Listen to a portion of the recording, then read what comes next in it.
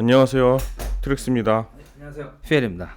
오늘 이제 준비를 하면서 딴 지성에 대해서 생각할 수 있는 거리가 좀 있어서 이 주제를 한번 끌고 왔습니다. 에드 로버츠 알테어라는 컴퓨터인데, 퍼스트 미니 컴퓨터 키트. 뭐 키트라는 거는 조립할 수 있는 거를 키트라고 그래요. 아, 키트가요? 그래서 이게 사실 완제품으로 파는 것도 있지만, 이거를 잠깐 말씀드리면은 이 알테어 8800을 이거 만들었던 게 이때 당시에 완성품이 없었어. 이거 사실은 가짜야. 쿨러 일렉트로닉스라는 잡지에 1975년 1월 달에 이런 상품이 나올 거다라는 걸 아직 상품도 안 됐는데 광고를 빨리 실으게 된 거죠.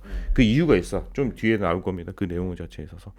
우선은 그 전에 우리가 이제 응원봉을 얘기하면서 우리가 지금 10대, 20대 애들이 이제 깨어있는 여의도에 오는 10대, 20대 애들이 있었잖아요. 그때 음악이 리듬앤 블루스라고 얘기했는데 1950년대 이제 리듬앤 블루스라는 음악이 나와요. 미국에서. 근데 이 음악이 왜 나왔을까 이거야. 왜 나왔냐? 다시 한번 2차 세계대전으로 건너가도록 하겠습니다. 2차 세계대전에. 1940년대 그 중반에 2차 세계대전 승전국이 지금 가장 한마디로 큰 승전을 했던 나라가, 왜냐 유럽은 황폐화돼 버렸거든. 전쟁을 통해서 사실 유럽은 이긴 나라도 황폐화 됐고 진 나라도 황폐화가 됐어. 독일 같은 경우도 황폐화 됐고 이긴 나라도 황폐화 되고, 왜냐면은 거기가 전쟁터였으니까. 그렇죠. 근데 여기 이익을 가장 많이 챙긴 나라가 어디냐? 미국이죠. 미국이죠. 예. 미국은 그때 당시 1940년대 중반 2차 세계대전 승전국이 됐는데, 이때 이 상징적인 깃발 올리는 사진, 제2차 28년대 제5사단 해병대 이오지마 섬에서 이 사진이 2차 세계대전을 가장 극적으로 보여주는, 극적으로 보여주는 거죠. 예, 이 사진 되게 유명한 사진인 거죠. 진짜 많은데 이 사진. 많이 본 거죠. 1945년 2월 23일 AP통신 사진 기사는 로젠탈이 촬영한 거죠. 정말 멋있는 사진. 그래서 사실 이 사진 하나만으로도 이제 미국은 세계 최강의 나라가 된다라는 걸 상징적으로 보여주는 거기도 해요. 예. 예. 사실 이 사진이 제일 유명해. 저기. 이 사진 유명하고 이전에 같이 찍은 거지만 일부러 많이 봤는데. 많이 보여줘. 미국의 상징적인 사진이죠. 예. 이 사진은 인용하는 데가 더럽게 많아. 내가 요즘에 진짜 영희 말 듣고, 우리 휘엠님 듣고 말 듣고 내가 진짜 어울리지 않게 욕하는 게 너무 안 어울린다. 내 외모하고 이성. 그래요. 그래서 다 응. 했어요. 잘했어요. 그걸 듣고 있으면 찍을 때는 그래도 재밌게 넘어가는데 들을 때는 안 좋더라고요. 그러니까 내가 한번 곰곰이 생각해봤거든. 맞는 말 같아. 나도 이거 들어봤거든. 쭉 들어봤는데 어색하더라고, 욕하는 게. 맞아요. 어색해갖고 그냥 욕 안 하고 그냥 더럽게 뭐 지저분하게 이렇게 용어로 하고. 찾아줄 거예요. 그렇지. 자연스럽게 나오는 찾아줄 거예요. 그렇지. 근데 뭐 좀 안 어울린 것 같더라고. 그래서 어쨌든 좀 많은 각성을 했었고, 이제 갑자기 그 뜬금없는 얘기를 했죠. 또 상징적인 사진. 부럽다. 이제 미국이 전쟁에서 이겼다는 그 소식과 함께, 이야. 이거는 누군지도 몰라. 길거리에서 그냥 길거리에 사는 거를 아주 기가 막히게 찍은 거죠. 이것도 미국의 그 미국 2차 대전 승전을 통해서 가장 상징적인 사진 중에 하나죠. 뭔가 느낌 있다. 이게 느낌 있죠. 해서 네. 여자를 얻는 그렇죠. 한 명은 해군이고 한 명은 간호사잖아. 이 두 사람이 이제 키스로, 간호사가 이제 키스하는 장면, 이 장면이 가장 또 유명한 장면 중에 하나예요. 이야, 멋있다. 자, 이때 이 사람들이 어떻게 했을까? 이 사람들은 사실은 2차 세계대전 도중에 엄청나게 많은 이제 아까 전에 간호사였지만 노동력이 다 필요했던 거지. 이 사진을 상징하는 거 뭐냐면은, 남자는 전쟁터에 갔고 여자는 어떤 보조 역할을 했었던 건데, 맞아. 그 보조 역할이 간호사가 될 수도 있었고, 아니면 세계 공장을 해서 일하는 사람들이, 많은 여성들이, 그 저번에도 우리가 여성을 위한 컴퓨터, 그러니까 거기에서도 나왔지만, 2차 세계대전, 미국이 2차 세계대전에 승전을 하면서 2차 세계대전에서 이제 군수 물자를 생산하면서 가장 인권이 성장한 데가 어떤 면이면 여성이었어요. 역할이 생겨서 역할이 생긴 거죠. 공장에서 일을 하고, 아니면 저번에 원래 칼라드 컴퓨터라는 게 뭐냐면은 유색인종 컴퓨터라는 뜻이거든요. 원래 그 의미. 사람들, 유색인종 그 계산하는 사람들. 근데 그 계산하는 사람들은 앞에 가로가 빠졌어. 여성. 유색인종 여성 계산하는 사람. 그게 컬러드 컴퓨터인데, 컴퓨터스인데, 그 저번에 얘기했지만 엔지니어들은 대부분 남자들이었고, 그렇죠. 내가 뭐 어떤 컴퓨터 장비를 만들어. 이걸 만드는 사람은 남자들이었고 여기서 뭐 허접하게 그냥 소프트웨어나 그냥 이런 사람들이 대부분 여자 역할을 했던 거죠. 그래서 그리스 오프라든지 이런 사람들 아니면 애니악의 6명의 그 프로그래머들이 그 얘기를 한 건데 그래서 여성 인권의 가장 큰 역할을 했던 게 아이러니하게도 남자들이 일으킨 전쟁 때문이었죠. 그 2차 세계대전 때 여성들의 인권이 성장할 수가 있었던 거죠. 남자를 다 전쟁에 끌려나가고. 그래서 그때 이제 이 군수 물자에 대한 생산을 하는 거를 도맡아서 많은 역할을 했던 게 이제 여성들이었던 거죠. 비행기 미쳤다. 예. 그래서 1950년, 40년대 이제 전쟁이 끝나고 나서 중산층이란 개념이 생겨나는 거예요. 중산층. 그 중산층의 주 축축이 누구냐? 여기 보면은 인종적으로 어떤 사람들 같아요? 인종적으로 백인들이죠. 예, 맞아요. 그 중산층 백인들이 특히 백인들이 엄청나게 폭발하게 증가하게 돼요. 그리고 나서 베이비 붐 시대가 일어나죠. 이제 전쟁도 끝났고 세상은 안정화됐고 미국은 이제 최강대국으로 가고 있고 이러다 보니까 인구가 폭발하게 돼. 폭발적으로 증가하는 전후 경제적 안정을 이룬 시대에 태어났던 아이들이 1950년대 중반인데 이제 10대가 되기 시작하는 거지. 10대. 1950년 10대요. 10대가 되기 시작한 거죠. 1950년대. 스티브 잡스하고 마이크로소프트 빌 게이츠 같은 55년도에 태어났고 그 사람들보다 10년 전에 태어났던 사람들.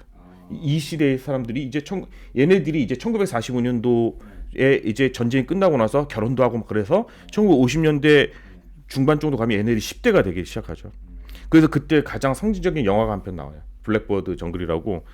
이제 1950년대 미국의 경제 대국이 거칠 것이 없었는데 이제 풍요 시대가 열린 거야. 중산층은 폭발하게 되고 그 중산층. 그래 경제적 성공을 만끽한 그 백인 기생세대들이 10대들에게 성공하려면 우리처럼 해야 돼. 우리는 전쟁터에 나가서 우리는 얼마나 고생한 줄 알아? 우리가 얼마나 많은 그리고 우리가 공장에 가서 너네 엄마들이 얼마나 고생한 줄 알아? 그래서 이 사람들이 다 어떻게 됐냐면은 사실은 우리 아버지 세대가 나는 제일 그런 세대라고 생각하거든. 우리가 꼰대라고 말하는. 그렇죠. 이 사람들은 부모님한테는 잔소리 들은 적이 없어. 왜냐면은 그래 너네가 얼마 공부하느라고 얼마 어렵냐. 이 어려운 가운데서 고생한다. 이 얘기 듣고 근데 자기네들이 돈을 많이 벌고 이런 상황에서 자식들이 이제 공부 못하면 막 잔소리했다고. 야, 이 새끼들은 진짜 너는 아빠처럼 살려면 말이야. 우리 그래 라떼는 말이야. 라떼는 말이야. 라면 먹고 공부했는데. 라면 공부했고 얼마나 고생을 했는데 이때가 딱 1940년대 결혼한 사람들이 그 사고를 갖고 있었던 거야. 그런 거 같네요. 그 사고를 갖고 있어서 이 10대 애들은 정말 이 백인 10대 애들은 정말로 지옥 같았어. 존나 그냥 갈궜구나. 지옥 같았어요. 그리고 여기에 이 배경에는 사실은 백인 사람들만 이 블랙버드 정글이라는 이 영화에서 백인들만 이렇게 나와 있지만 실질적인 주인공이 한 명 더 있어요. 그게 바로 시드니 포이티에라는 명배우죠. 누구 닮지 않았어 근데? 타이슨? 타이슨은 좀 목이 이렇게 두껍고 되게 지적으로 생겼잖아 얼굴이. 엄청 지적으로 생겼지. 대통령?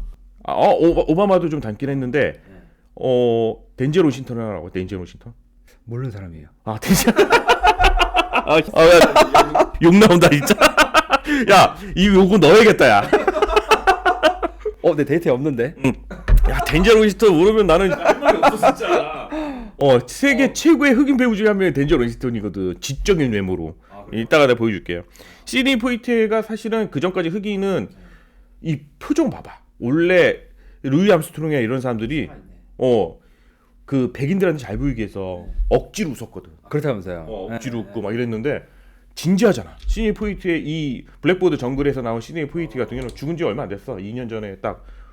오늘이 1월 며칠이죠? 1월 6일? 1월 6일. 딱 오늘 날짜여서 내가 일부러 녹화한 것도 있어. 진짜요? 1월 6일 2022년 3년 전이지. 3년 전 딱 오늘 시드니 포이티가 이제 죽었던. 예. 그냥 바로 달려서 때릴 것 같은데 그냥. 근데 진지하잖아. 표정이 굳어 있잖아. 1950년대 이런 표정 갖고 흑인 배우가 없었었던 거거든. 잘 보여야 되는데. 잘 보여야 되는지. 그래서 사실 이런 것도 해. 이렇게 막 컵도 따라주고 뭐 이제 이렇게 하는데 우선 뽀대가 다르잖아. 시드니 포이티가 뽀대가 다르죠. 그래서 이 사람이 늙었을 때 이제 대통령 자유메달을 따는데 이제 늙어서 2009년도 8월 12일 날 오바마가 이 시드니 포이티한테 대통령 자유메달 명예 메달을 주는 거예요. 아, 뭐 그 명예 메달에 있구나. 그래서 시드니 포이티 늙어도 되게 진중하지 않아 표정이? 그러게요. 늙어도 되게 진중하죠. 근데 살아있네. 예. 이게 나중에 어디 이 사람 얼굴 알지? 야 그렇게 쳐다보면 안 돼. 아 알아요 이렇게 넣어야 되는데. 데이터에 없는데요? 야 진짜 돌아버리겠다. 이제 제 74회 아카데미 시상식 2002년도에 트레이닝 데이라고 갖고 악역으로 해갖고 이 사람이 흑인으로서 두 번째로 나무 주연상을 받아요. 시드니 포이트가 하고 여기 보면은 이 사람이 시드니 포이트라고 이게 덴젤 워싱턴이에요. 이거 되게 상징. 저 사람 본 적 있다. 그러니까 얘가. 아, 얘가예요? 읽어갖고 1924년 시드니 포이트가 이후에 흑인 배우로서는 38년 만에 나무 주연상을 덴젤 워싱턴에 받게 되는 거죠. 예. 그때 당시에 이제 사실 우리가 말하는 백인 꼰대들이 등장하게 되는 거죠. 이때 1940년대 백인 꼰대들. 나는 성공했어. 1940년대 전쟁에서 살아나온 이 사람들 대단하지. 2차 세계대전 승전을 이끌고 미국을 최강대국으로 이끄는 중추적인 역할을 했던 사람들이지만, 근데 그 사람들이 다시 본국으로 돌아갔고는 꼰대들이 돼버릴 거야. 야, 뽕이 취했네. 뽕이 치는 것도 있지. 그리고 그럴 만하지. 원래 자수성가하는 사람들 성격이 안 좋아. 그럴 수밖에 없어. 자수성가하는. 그리고 성공에 대한 규칙이 외부 요인이 존나 많은데, 그러니까 외부 요인 진짜 더럽게 많은데. 외부 요인에 대해 생각 안 하고 내가 잘나서. 그러니까. 내가 그 미국 2차 세전 내가 참가를 했기 때문에.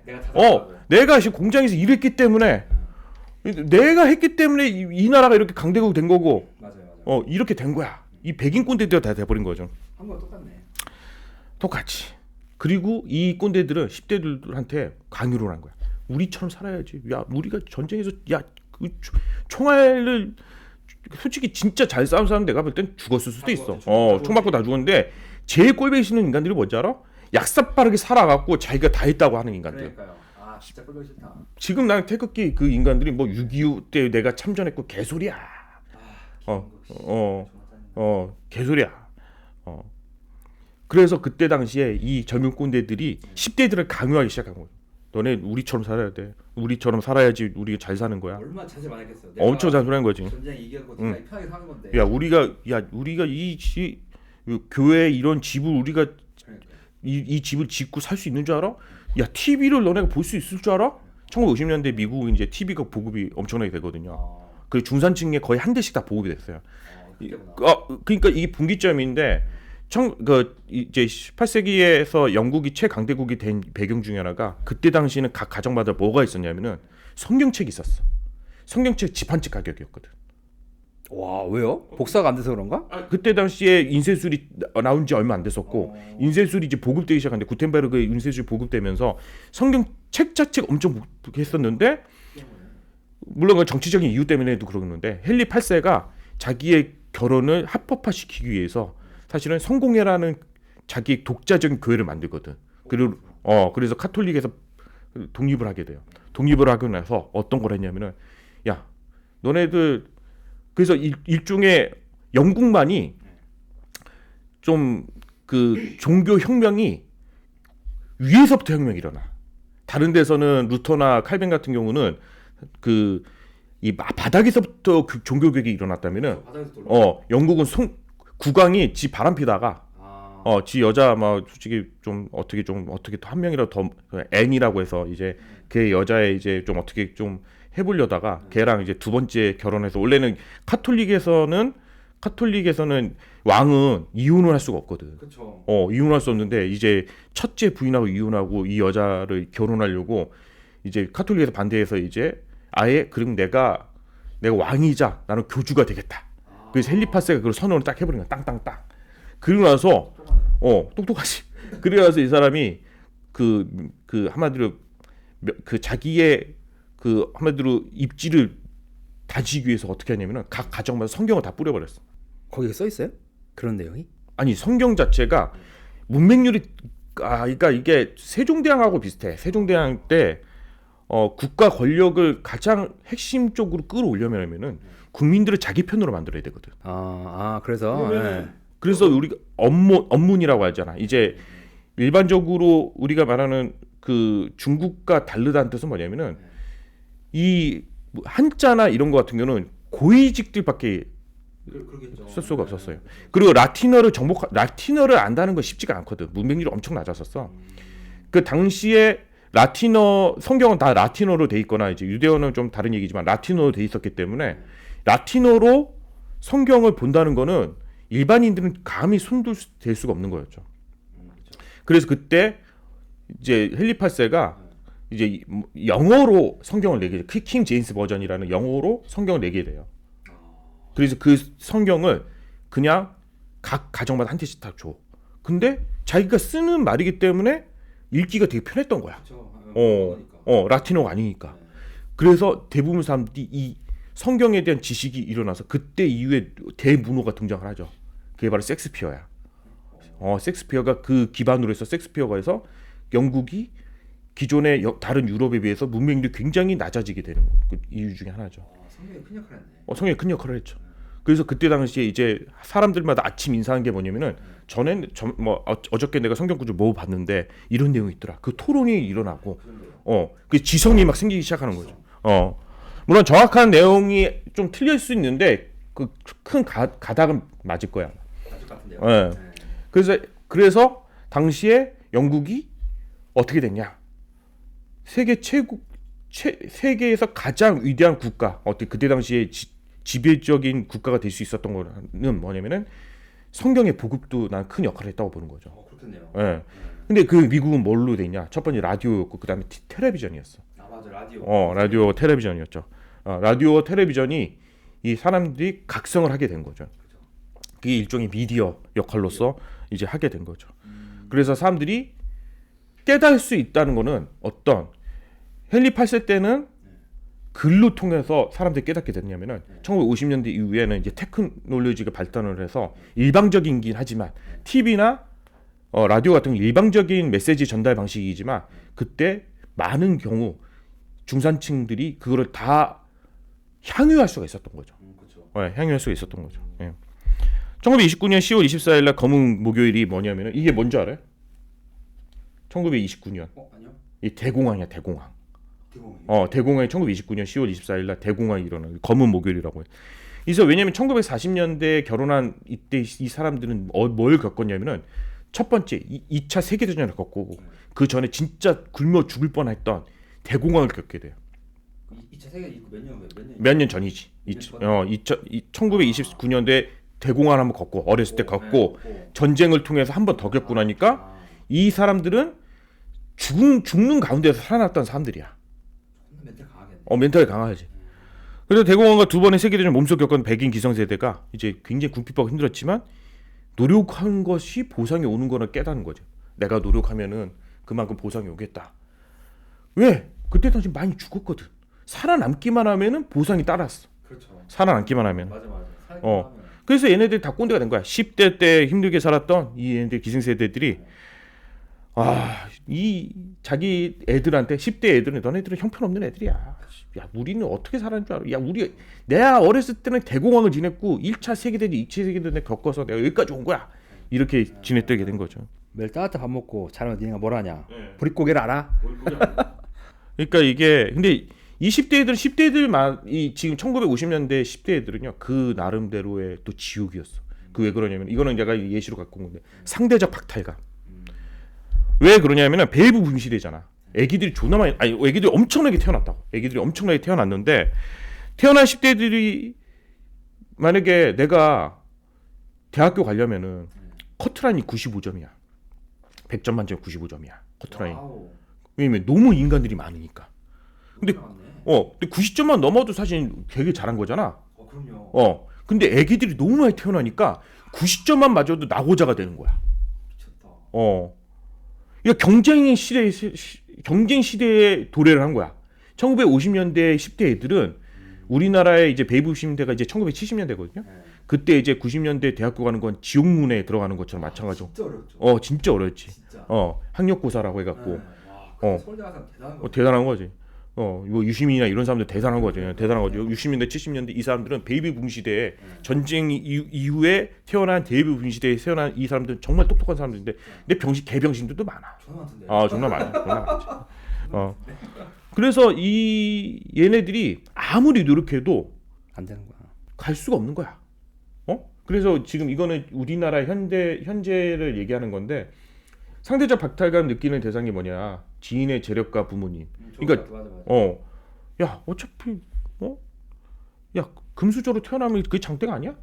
그리고 그러니까 잘 알려진 대박 같은 얘기고 연예인. 그러니까 정상적인 루트로 해갖고 도저히 성공할 수가 없는 거야. 안 되죠. 고연봉자. 다 돈이네. 때문에 고소득 전문직, 기업 대표 얘네들을 통해서 일반적인 사람들은 다 아무리 노력해도 좋은 대학을 갈 수가 없는 거야.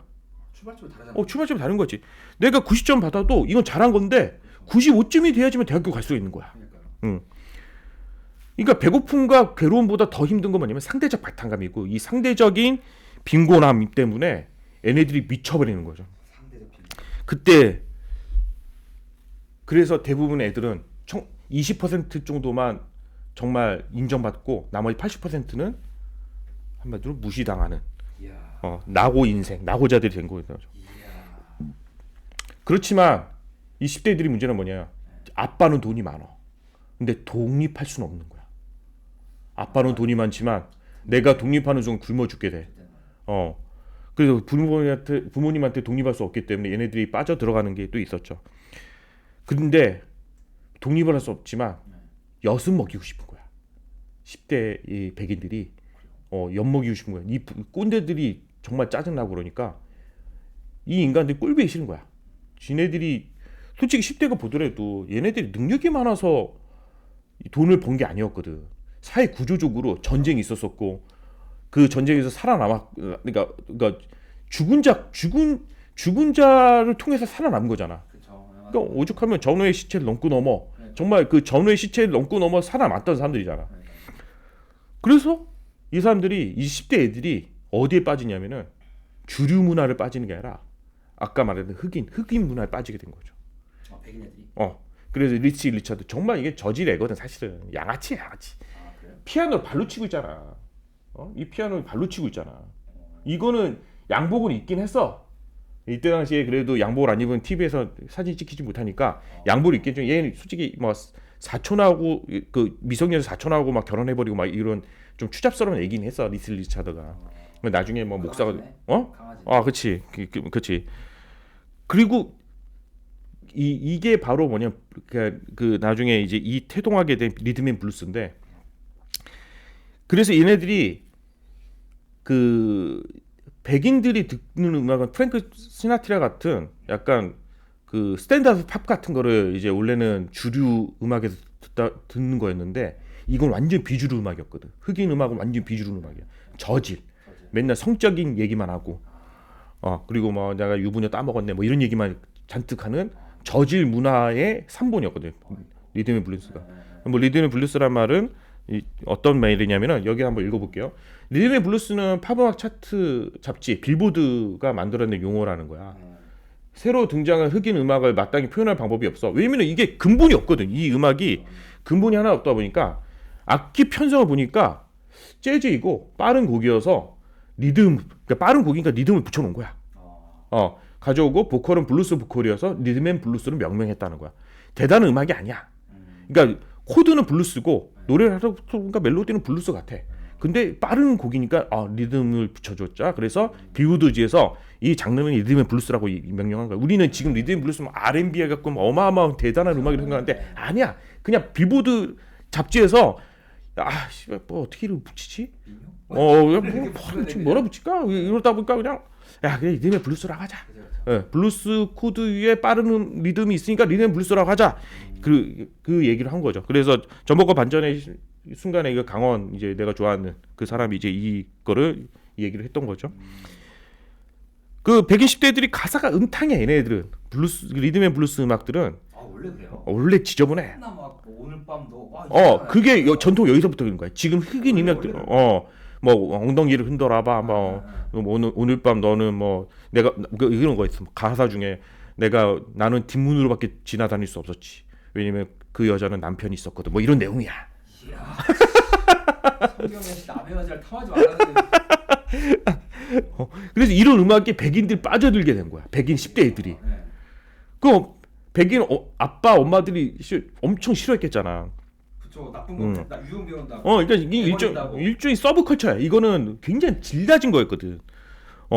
그래서 엘리트 흑인들은 사실 엘리트 흑인들의 음악이 따로 있었어. 물론 이것도 근본 자체는 원래 되게 낮은 거였지만 엘리트 흑인 음악이 따로 있어. 그게 뭔 줄 알아요? 엘리트 흑인 음악이 따로 있어. 뭐요? 루이 암스트롱 한번 생각해. 루이 암스트롱 백인 앞에서 웃고. 재즈냐? 재즈지. 아. 재즈가 그때 당시엔 서브컬처는 아니었어. 백인들도 그래서 춤을 추기 위해서 듣는 스윙이라는 음악을 같이 아울릴 수 있었거든요. 그 백인 기성세대들도 재즈 쪽도는 인정해줬어. 아 그래 연주력 기가 막히잖아. 연주도 잘하고. 근데 리듬 블루스는 애들이 양아치 애들이잖아 기본적으로. 연주를 더럽게 못해. 연주를 못해서 얘네들이 그래서 어떻게 하는 줄 알아요? 연주를 못하니까 연주를 워낙 못하니까 얘네들이 도입한 게 있어. 그게 앰프야 앰프. 괴성을 지르는 거야. 그냥. 앰프로 해갖고 소리를 중폭을 막 시켜서 와 하고. 그게 리듬 블루스 기본적으로. 그래서 시끄러운 음악이 리듬 블루스의 처음에는. 근데 이게 약간 나중에 이제 펑크하고도 맥락이 비슷한 부분인. 펑크. 거기도 맥락이 비슷한. 헤비메탈의 근본적인 사실 뿌리는 리듬 블루스라고 하기도 해요. 형편은 연구 실력 뭘로 돕냐면은 소리를 증폭하는 걸로 앰프를 통해서 막 증폭을 하는 거죠. 앰프를 통해. 근데 이게 아이러니한 게 또 앰프가 나오게 된 배경은 테크놀로지에 있었던 거죠. 그렇죠. 테크놀로지에 있었던 거죠. 증폭 기술. 그리고 음탕하게 소리 질러댔어. 막 음통이 소리 없는. 근데 백인 10대들이 집단적으로 거기에 열광하게 된 거야. 야, 이거야말로 우리 아빠 엄마들이 엿먹이는 방법이구나. 나쁜 거 배우자? 나쁜 거야. 삐뚤어질 거야. 삐뚤어질 거야. 그래서 백인 애들이 흑인 음악만 열광하게 되는 거야. 엄청나게. 그 질환 좋은 걸. 질환 좋은 음악을. 그래서 이때 트랜지스터, 우리가 트랜지스터 때 이 얘기를 했었는데 트랜지스터를 통해서 자기 방 안으로 라디오를 갖고 들어오게 된 거죠. 원래 라디오는 진공관 라디오 같은 등치가 크고 그러기 때문에 비싸기 때문에 어디 있었냐면 거실에 있었거든. 그 거실에는 TV가 대체되고 그 라디오는 소형화돼서 값싸게 돼서 TR1 그러니까 텍사스 인스트루먼트의 TR1 같은 것들을 가져다가 내 방 안에서 듣게 되는 거죠. 그래서 자기 공간을 분리시켜 버렸어. 10대들은 부모와 단절된 그다음에 리듬 앤 블루스 음악을 자기 라디오 그 해당되는 10대들을 위한 라디오 편성이 되기 시작하는 거죠. 편성이 되게 된 거죠. 그래서 자기만의 공간. 그래서 그러니까 컴퓨터 세계에서도 대기업 혹은 대학교 연구실이 아니고 개인의 공간에서 컴퓨터 역사를 새로 싣는 세대가 이때부터 문화가 융성하기 시작한 거죠. 내 공간, 나만의 것. 지금 우리는 이제 MZ 세대가 그렇다고 하지만 미국은 50년대 10대 애들이 똑같이 이 경험을 겪게 된 거죠. 이제 1990년대 한번 이거나 생각해봐. 10대 애들이 방 안을 어떻게 꾸몄었냐. 1990년대 이때 이런 문화가 한마디로 굉장히 상징적으로 보여줘서 어떤 애들은 지 방에다 이런 식으로 꾸며놓고 뭐 음악을 좋아하는 기타도 놔두고 앰프도 갖다 놓고 어떤 애는 애완동물 갖다 놓고 그래서 이렇게 자기만의 공간을 10대 애들이 자기만의 공간을 갖게 되는 시기가 바로 1950년대 이후에 10대 애들이라는 거죠. 이때 막 H.O.T. 막 사진 붙였는데. 그렇지. 우리나라는 그게 30년 뒤인 거죠. 그렇죠. 핑클. 뭐 저번에도 얘기했지만 이거를 폭발한 뮤지션이 있어. 이 시기로 완전 폭발하는. 태지형? 그 우리나라고 미국 같은 게 미국은 누굴까요? 이거를 10대 애들을 모든 문화의 잭슨형? 잭슨 형은 너무 후고. 너무 후고. 1980년대니까. 1980년대고. 1960년대 말에 이게 중반 이후에 누가 등장하냐면은 그것도 미국에서 등장하지 않아요. 누굴까? 영국에서 등장을 해요. 본조비인가? 아니. 네 명. 걔 뭐였지? 아는데. 비틀즈. 비틀즈. 이 비틀즈 시대 이후부터 모든 문화의 중심이 어디로 됐냐? 10대들 다 가져가 버려요. 이야. 10대들 다 가져가 버리는 거죠. 비틀즈. 우리는 이제 저번에 한번 해커를 배웠었는데 해커는 원래 해커는 MIT 쪽에서 이제 유래가 됐었는데 MIT는 동부 뉴욕에서 시작됐다면은 이 뉴욕의 해커들이 이제 자리를 잡지 못하고 이제 뿔뿔이 흩어지는데 그 대표적으로 이주한 공간이 캘리포니아였던 거죠. 리 팔젠스타인이 그 대표적인 인간 중에 한 명인데, 그렇죠. 그래서 뉴욕에서부터 선호했어요. 이 그림이 어디서 좀 비슷한? 많이 맞는데요? 어디서 본 줄 알아요? IT 아니에요? IT인데 저번에 그래픽 유저 인터페이스 했을 때 네. 그때 제록스 본사는 뉴욕에 있었었고 네. 팔라알토 리서치 센터가는 네. 산호세에 있었어. 맞아, 산호세. 이 리투가 거의 똑같아요. 거기 저쪽 시작해갖고 여기서 하나. 그래서 모든 지금 IT의 메카가 어디예요? 지금 그죠. 샌프란시스코 산호세 이쪽에 샌프란시스코 이게 우리가 실리콘밸리라고 말하는데 애플이 있고 구글이 있는 가고 싶다. 페이스북 있고 캘리포니아. 캘리포니아의 중심이 된 배경이 바로 오늘과 그다음 저번 시간에 얘기했던 이제 대기업 연구소가 그쪽으로 갔고 그리고 거기에 많은 역량 있는 해커들이 캘리포니아로 많이 이주하게 되거든요. 1960년대 이후에 1세대 이제 MIT 해커들이 사실 해커하면 밥은 먹고 살진 않거든. 굶어. 그렇죠. 뭐 얘네들이 뭐 대기업으로 통해 들어가서 돈을 벌던지 아니면 이렇게 해야 되는데 그러지 않다면은 해커들은 우리가 좀 따뜻한 데로 가자. 그래서 철새처럼 따뜻한 곳으로 간 데가 바로 캘리포니아였던 거죠. 근데 여기가 캘리포니아가 되게 특이한 게 분위기가 보스턴과 되게 달랐어. 약간 자유의 느낌이. 왜냐면 서핑 문화가 있고 막 이러니까 왠지 캘리포니아면은 완전히 좀 자유롭다는 느낌이 좀 들잖아. 그런 느낌이 있네요. 캘리포니아면은 좀 따뜻한 지역이고 이 사람들이 좀 자유방임 오히려 자유로 지나쳐 방임하는 느낌이 들고 그래서 이제 버클리 공대에서 자유언론 운동이라는 게 FSM이라는 자유언론 이게 FSM 무브먼트가 이제 프리스피치 무브먼트예요. 1964년 12월 2일 날 이제 이게 일어나게 되는 거죠. 시민 운동이 일어나게 되는 거죠. 그리고 이곳은 리듬앤블루스와 지키 잭슨 락음악이 이제 리듬앤블루스 우리가 말하는 비틀즈라든지 이런 게 리듬앤블루스에서 왔거든. 저질 음악에서 왔어. 물론 재즈도 마찬가지지만 저질 음악에서 왔단 말이야. 마라인 하나는 이제 대마초야. 대마초에 빠진 사람들이 이 지역에 또 엄청나게 몰려 있었는데 이 사람들 누구라고 하냐면은 뭐라고 하는지 알아요? 갱은 보다는 이 사람들이 히피라고 그래. 히피. 히피가 마약이에요? 히피가 사실은 원래 반전주의자들하고 처음에 생각했다가 나중에 좀 타락을 해버리지. 좀 타락을 해서 그 타락에 대한 영화가 또 있긴 한데 스티브 잡스 사실 이 히피 문화에 좀 많이 빠져 있었긴 했었어. 잡스 형도요? 여기 보면은 그래서 스티브 잡스 $1빌리언 히피라고 이제 오히려 다큐멘터리 이름 자체도 $1빌리언 히피. 이거는 사실 영화에서 나온 장면이고 이건 실제적으로 이제 그 장면이 찍힌 건데 이제 그러니까 인도의 선이라든지 이런 거에 되게 추종을 많이 썼거든. 이 스티브 잡스도 한동안 마리아나를 빠는 약간 히피였기도 했었죠. 그래요?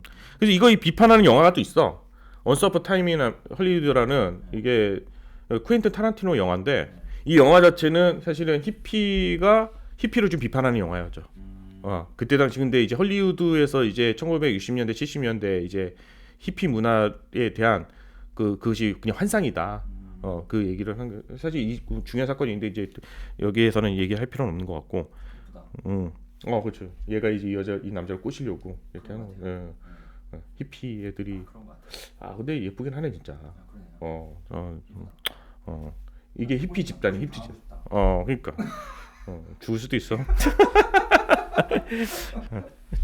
뒤지는 거야 그러다가. 여기서 가장 또 중요한 인물이 리 팔젠스타인이라는 인물이 있어요. 1945년생인데 기술과 정치 커뮤니티 운동, 기술과 정치의 커뮤니티 운동. 이게 기술과 정치가 안 맞지. 근데 기술과 정치의 커뮤니티 운동을 이 사람이 물론 내가 제일 주창했어 이건 아닌데 여기에 관심이 되게 많았어. 리 팔젠스타인과 또 한 명 이제 이 사람은 내가 사진을 못 찾았는데 에프렘 리프킨이라는 사람이 있는데 이 두 인물이 이 캘리포니아 지역에서 기술과 정치를 어떻게 융합시킬 수 있고 어떻게 이거를 커뮤니티 운동을 시킬 수가 있을까에 대해서 관심이 많았던 사람들인 거죠.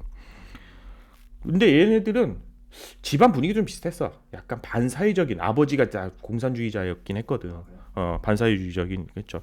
아버지가 그래서 리 펠젠스테인은 아버지가 공산당원이어갖고 그리고 머리는 되게 똑똑했나 봐. 그래도 그 버클리 버클리 대학교에 이제 전기 공학과 정도 갔으면은 되게 인재였던 것 같긴 하더라고. 그러니까 어렸을 때부터 좀 기계 덕후여갖고 고등학교 때부터도 원래 기계를 좀 잘 만졌었나 봐.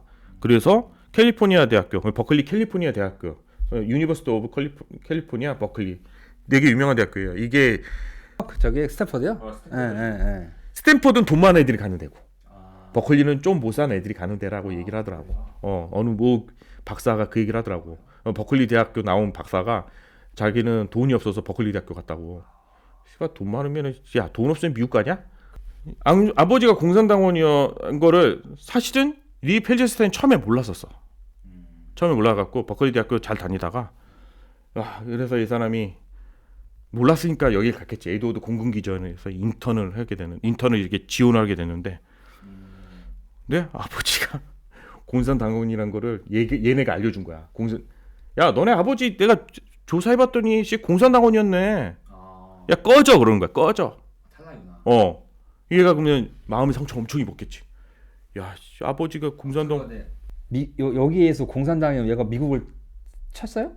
아니 그런 건 아니야. 원래 미국 내에서도 공산당이 있었었지. 메카시즘 일어나기 전까지는 공산당이 꽤 있었었거든.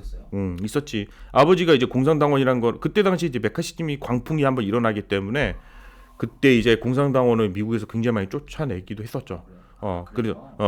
그리고 공산당원이 아닌데도 메카시가 광풍이 일어나서 그냥 조금이라도 그 정부에 반대한다면 다 공산당 몰았어. 어느 나라 생각나지 않아? 오씨. 자기 말 안 들으면 다 공산인데? 이게 중국 세력이라고. 미친 인간들이야. 그러니까. 그래서 지금 그러니까 왜냐면 유럽의 대부분 나라들 공산당이 따로 있어.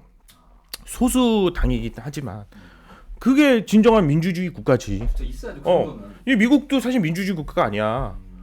솔직히 나는 보수당이라고 얘기하는 것과 진보당이라고 얘기하는 미국이 진보당이었고 보수당이 있어. 민주당하고 공화당밖에 없지. 그게 무슨 걔네들 다 보수당이야 둘 다. 민주당이 좀 더 자유주의 개 같은 소리야. 민주당에서 나온 대통령이 훌륭하나? 난 그렇게 보지도 않아. 바이든이 더 훌륭하나? 오바마가 더 훌륭하나? 나는 그렇게 보지도 않아. 사실 오바마로 인해서 우리나라가 피해 입은 게 얼마나 많은데. 그렇지. 물론 그때 대통령이 병신 같았긴 했어. 박근혜였으니까. 근데 그때는 오바마가 친일주의자였거든.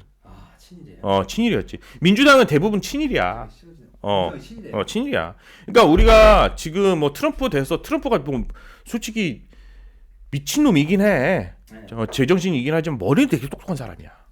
머리는 진짜 좋은 머리 좋은 사람이야. 그러니까 트럼프가 우리나라한테 방위비를 이제 엄청난 크게 이제 몇 조 단위야. 40조인가? 하여튼 엄청난 돈을 좀 때리려고 하잖아. 맞아. 그거 다 때리지 안 할 거야. 그만 또 근데 윤석열이면 그 제대로 맞아버리지. 그럼 거덜 나지. 위험하죠. 지금 그래서 트럼프가 지금 당선은 됐지만 아직 대통령 아니지. 네. 그래서 의사결정을 지금 안 하고 있는데 15일 정도밖에 안 남았다고 그러더라고. 그래요?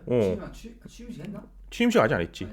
취임식이 며칠 정확히 우리가 미국 대선 미국 대통령 취임식까지 알아야 돼. 그렇지만 알아야 되는 부분은 있지. 트럼프가 이제 정식 대통령이 됐어. 의사결정 할 수가 있어. 그럼 우리가 어떻게 되냐 이거야. 좆되는 거지. 지금 이 상태에서는. 그러니까 난 국힘 인간들은 나는 인간이 아니라고 봐. 인간 아닌 거야. 지네들만 잘 살면 돼. 지네들만 잘 살면. 나만.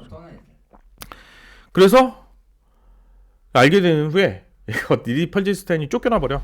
인턴도 못 하고 여기서 에드워드 공중군 인턴을 갔다가 면접 보면서 너네 아버지 공산당원이었어. 이제 그런 거죠. 얘가 그래서 어디에 매달리면 얘가 또 버클리 출신이기 때문에 이제 우리 아버지가 공산당원이었구나. 그리고 공학동들과 이제 소통했던 이제 공군기지에서 쫓겨내서 이제 낙심을 했겠지. 이제 1924년도에 이제 자유언론 학생 운동에 이제 가담하게 돼. 이게 사람이 한번 이제 핀토가 상해버리면은 더 강렬해지거든. 더 빡치죠. 더 빡치지. 그래서 그 전까지는 나는 이제 그냥 군대 거기 가서 인터넷 가고 돈 좀 벌고 좀 코모도 돈만 받으면 거기서 만족했을 거야. 거기서 확 잘라내 버리니까 이 불굴의 의지가 생긴 거지. 그러네. 빡침이 생겼네. 빡침이 생긴 거지. 그래서 나는 공학도이고 사회운동도 하겠다. 그래서 그리고 대학마저 때려쳐버려. 버클리 대학도 때려치고 1968년도에 지하신문 버클리 바부지의 군사 편집가로 이제 들어가게 돼. 군사 편집가로. 얘도 약간 밀덕도 돼 있었나 봐.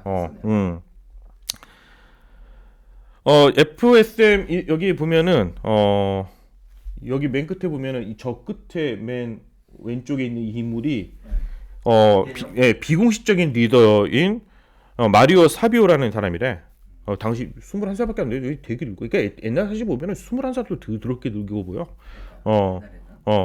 그리고 철학과 3학년이었다는데 인재긴 했네. 이 21살에 그치? 21 우리나라 나이가 아니지. 미국 나이 21살이면 3학년 될 만하겠다. 그러겠네요. 19, 20, 그치. 19, 20, 21이니까. 흑인 차별 철폐 운동에 적극 참여하고 있었다. 근데 백인들밖에 없어요 현재. 이게 언제 영향을 또 받았냐? 이거는 1964년도 이게 1964년도에 있고 이 프랑스에 메이 68이라고 있어요. 프랑스 반전 운동. 대문데. 얘네들 강렬해. 엄청 강렬해. 1968년. 근데 프랑스는 지금도 이렇게 전쟁하고 이렇게 데모를 하고 있어. 이렇게 하고 있지. 막 다 때려부시고 막 상가 다 부셔버리고 막 그러잖아. 우리나라가 어떻게 보면은 이 시위 문화를 굉장히 많이 바꿔놓은 거죠. 선진국이에요. 엄청 선진국이에요. 우리나라가 지금의 이제 본을 받아야 될 부분도 있어. 응원봉은 갖고 나올 줄 몰랐거든 진짜로. 이 응원봉은 굉장히 혁신적인 거긴 해. 그러니까 저는 축구인 줄 알고 봤더니 응원봉이더라고요. 이게 아이디어를 냈다는 거 자체. 20대 애들이 이게 문화는 어떤 면에서는 미국도 그랬지만 1950년대 10대 애들과 우리나라 2020년대의 10대 애들은 일맥상통. 물론 쓰레 같은 10대 애들도 존나 많지. 쓰레 같은 이찍 애들 이런 쓰레 같은 애이긴 한데 1928년도에 이제 반정부 운동이 이제 유럽에서 격화될 때 그 중심 중에 하나가 이제 프랑스였던 거. 프랑스에서 시작된 베트남 전쟁 반대 운동. 이게 메이 68 일명 68 운동. 그러니까 메이 68은 릴맨 블리스의 반항시행품은 10대를 보냈던 미국 20대에게도 전파되기 시작한 거죠. 이 문화 자체가요. 그래서 르몽드에서 여자애들이 이 사진이 사실은 그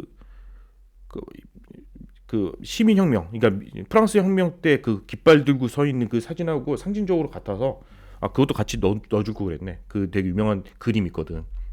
그래요? 뭔지 알 것 같은데. 한번 찾아봐요.